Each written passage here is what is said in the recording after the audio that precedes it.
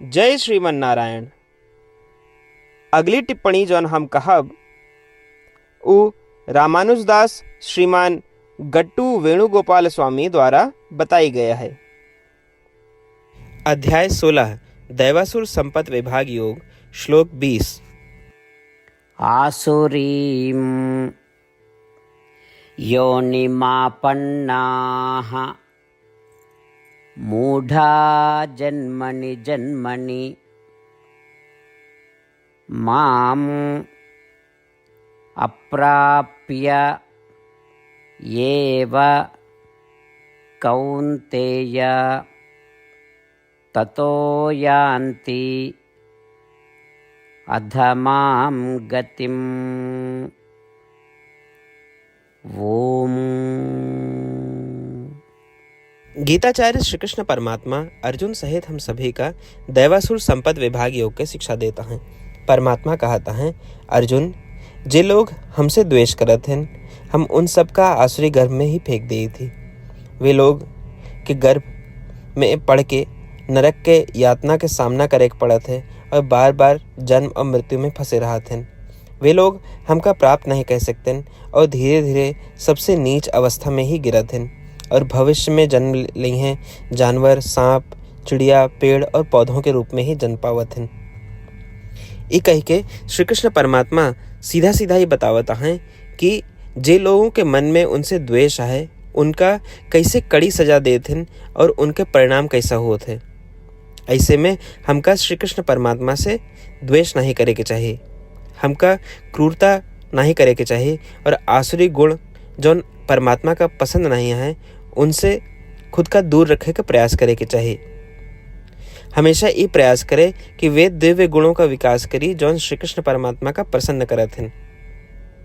श्रीमन नारायण का प्राप्त करब और उन्हीं में शरण लेब अपने जीवन के लक्ष्य बनाए के आओ हम श्री कृष्ण परमात्मा के शब्दों का श्लोक के रूप में दोहरावे के प्रयास करी। आसुरीं योनिमापन्नाः मूढा जन्मनि जन्मनि मामप्राप्यैव कौन्तेय ततो यान्ति अधमां गतिम्। श्रीमद् भगवद गीता के पूरा निचोड़ श्री कृष्ण परमात्मा अध्याय 18 के श्लोक 65 से 70 के 8 कर्मों में रख दिए हैं। श्री कृष्ण कहें, ये 8 बात मानने वाले पे हमार स्नेह है, ये भक्तन की हम हर प्रकार से सुरक्षा करें।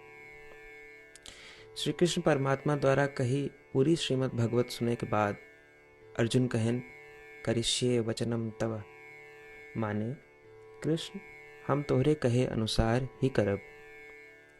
यह कारण कृष्ण अर्जुन पे हर तरह की विजय और सफलता के अनुकंपा करें।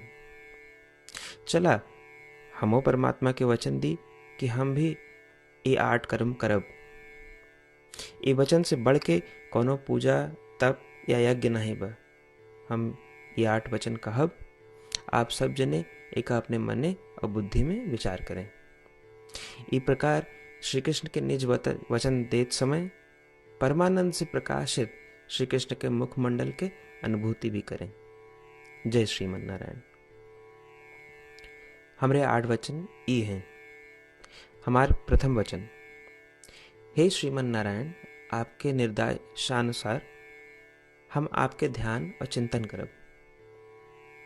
हमारा दूसर वचन, हे श्रीमन नारायण, आपके समझाए अनुसार हम सदा आपके भक्त रहब।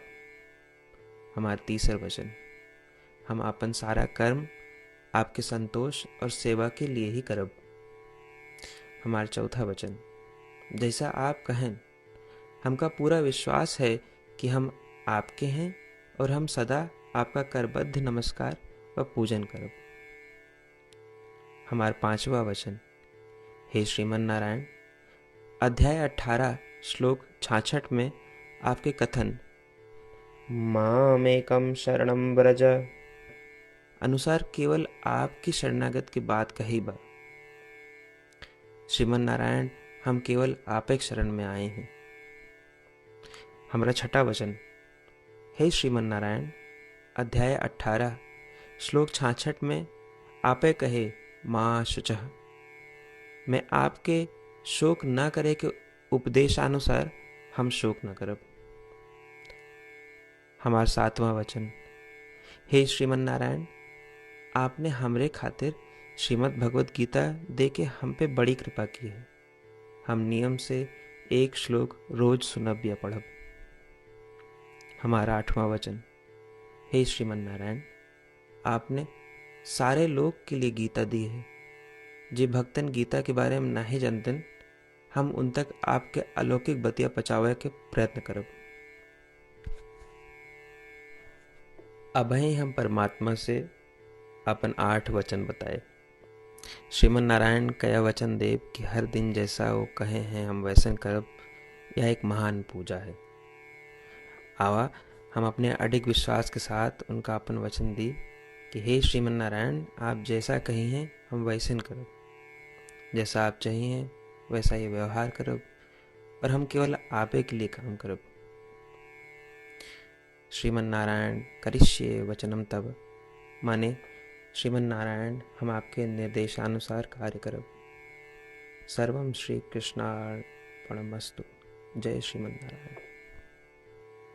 आसुरीं योनिमापन्नाः मूढा जन्मनि जन्मनि